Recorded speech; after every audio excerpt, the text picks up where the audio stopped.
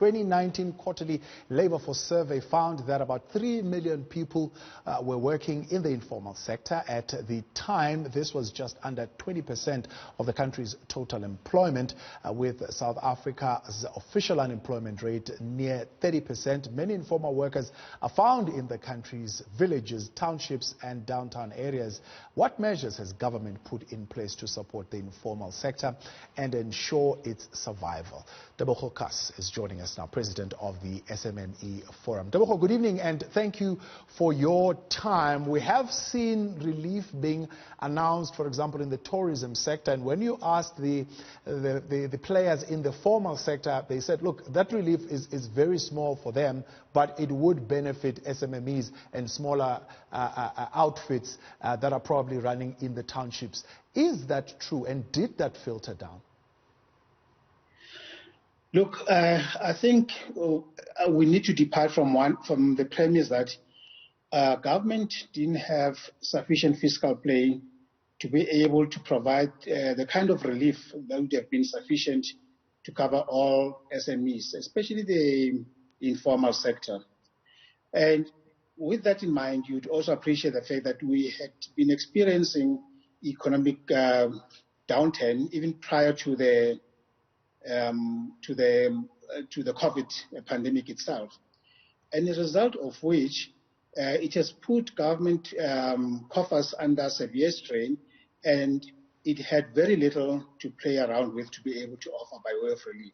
But having said that, it is disappointing that indeed when about R1 billion was set aside, or over R1 billion was set aside to provide relief for SMEs, that hasn't really filtered through towards most businesses most who haven't actually even had any response, never mind relief from government.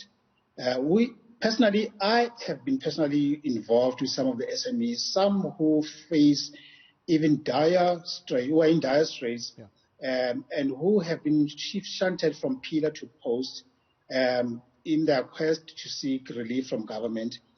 And it is saddening to be now told that the first round of relief has been exhausted and the second round is coming. But it appears also that the decisions are very much arbitrary, in the sense that although there may have been perpetually rules on how to manage the relief fund, it hasn't filtered through to most businesses.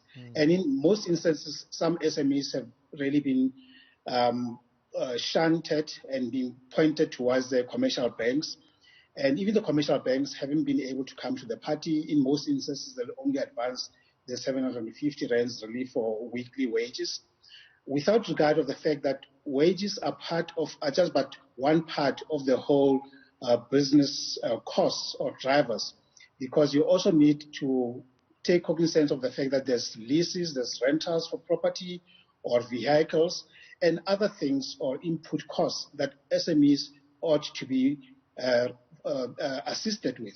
But that hasn't happened. So the point is, it is one thing to point people to IIF benefits to get that 750 relief per employee, but it's another if the employees have got nothing to work on when they get to office. There are no inputs, the rent is not being paid, the landlords haven't been coming to the party in most instances. I know in some instances that even the landlords could only bear 1 month's rental holiday, but otherwise they've gone back to ask SMEs to pay the full amount that is due. So, I mean, experts' opinion saying expansion, as you're saying, of cash grants, for example, is an important first step in relief and recovery.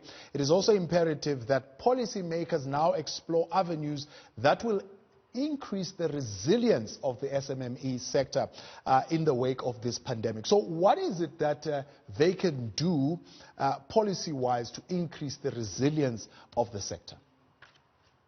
You know, you've mentioned two things: resilience and policy formulation. Unfortunately, it is too late for any policy to be formulated, because policy takes processes, and processes take time. And with Parliament not even sitting, and with parliamentarians, some of them still battling on how to use e-meetings, it's just a process that's going to take long. By the time they get things right, most SMEs would have perished. And when you talk about resilience, resilience is not an event. Resilience is a process that takes time to be built into an entity.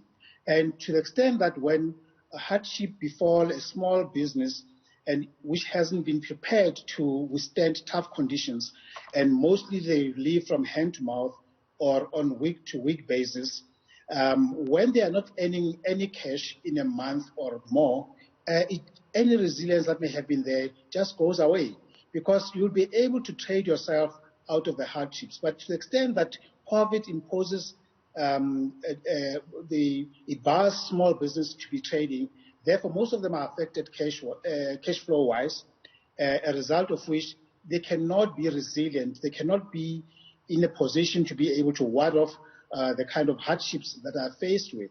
Resilience also implies that requires planning, insofar as government is concerned, to plan ahead and ensure that there's support systems in place.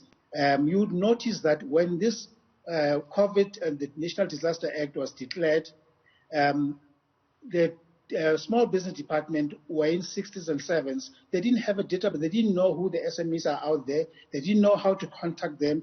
They didn't know the size of the real contributors to the economy. Yeah. And a result of which, it was just chaos. They had to start from scratch building databases to try and reach those SMEs, identify who are the genuine SMEs, who are the formal, who are the informal ones. Right. Whereas if there are systems or coordination between various aspects or entities of government like SARS, UIF, small business departments, and so forth, it would have been easier to coordinate any intervention. Tebogo, I appreciate your time tonight. Thanks for joining us. The president of the SMME Forum Tebogo Khaas.